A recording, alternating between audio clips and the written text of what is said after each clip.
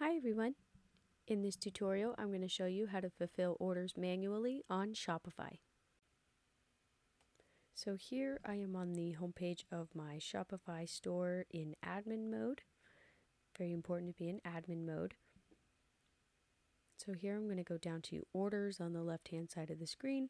Click on that. Right over here it shows each order's fulfillment status, so I'm going to click on the one that says unfulfilled.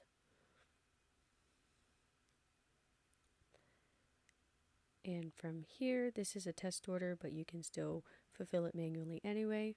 Right there, it does indicate that it is unfulfilled. And we're going to click this Fulfill Item button.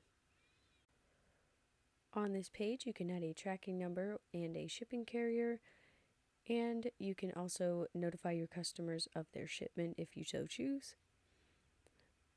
Here is the shipping information and a quick summary over here, and then we're going to click Fulfill Item.